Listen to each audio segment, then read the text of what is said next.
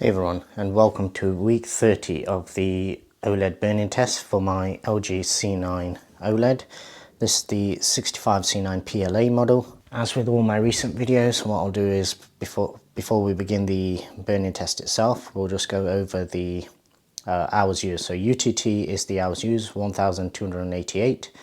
OLED compensation count, so the mini pixel refresher is 244 and the major one is 1.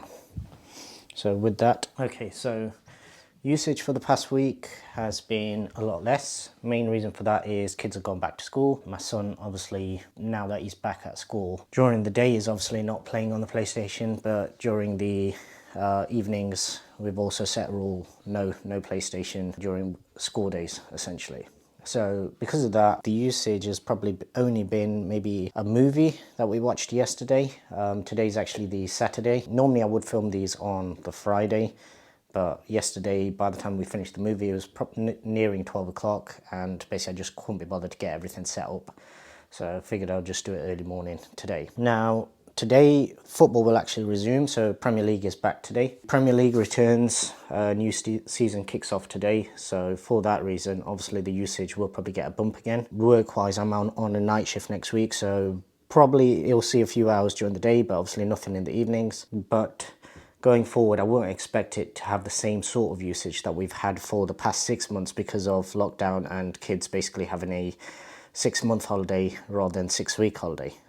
If you don't get that, that's a UK thing. So in the UK, basically kids have 6 weeks holidays, summer holidays, and basically this year round it's turned into 6 months, as we all know. Panel wise, no issues. You'll be able to see that on screen anyway. I'm pretty confident. I mean, I've got to the stage with these tests now where I don't really bother looking at what's going on screen because I'm that confident that nothing's gonna be showing anyway. And this is, as I said many times in the previous videos, but just in case you're watching this and you haven't seen any of the previous videos, the reason for these videos is basically there's a lot of bad press with regards to OLED panels, and in particular LG OLED panels.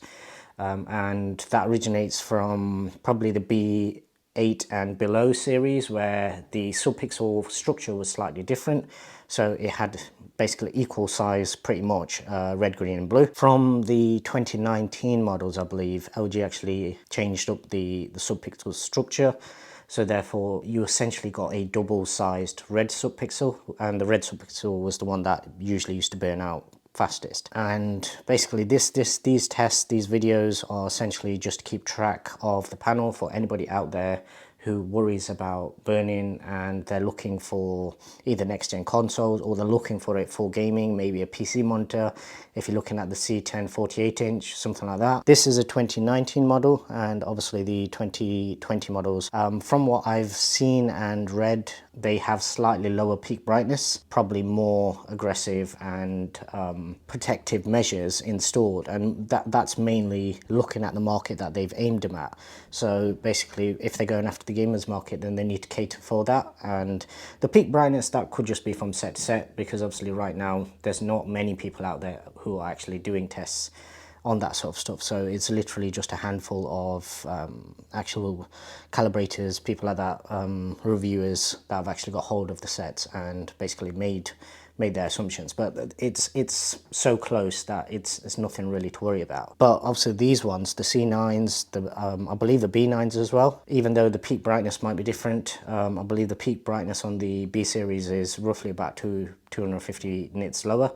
But essentially what you're getting here is a true week-to-week reflection of how the panel reacts on a set that is used for long periods for gaming, long periods for sports watching, and also some mixed usage thrown in there as well. So we do watch a lot of TV shows for the Dolby Vision, Dolby Atmos kind of full effect, if you like. And obviously sports, you've always got some sort of static on-screen HUD, a clock, and then usually at least one logo, sometimes more than one. With gaming, there's always, and with gaming, it has pretty much been Fortnite since my son basically first started playing it on the PS4. So it's pretty much one game where there's certain HUDs that you can turn off, and there's certain things that you can do if you wanted to literally zoom in further and just get rid of everything. We've not done that. I believe my son did disable as much as he could, anything that he didn't need essentially, and he also lowered the brightness as much as possible on those head-up displays as much as possible as well. But he plays the game for hours on end when he does play, and he has been doing that since basically March essentially, so sometimes 5-6 hours in a row. So this is basically a reflection of what you're getting from a panel that's actually used in normal kind of usage. So we're not babying it. We're using the TV as any normal person would use it, and as a result, this is basically the best reflection that I've been able to find on YouTube in terms of what it would perform like if you were to buy this set or something very similar.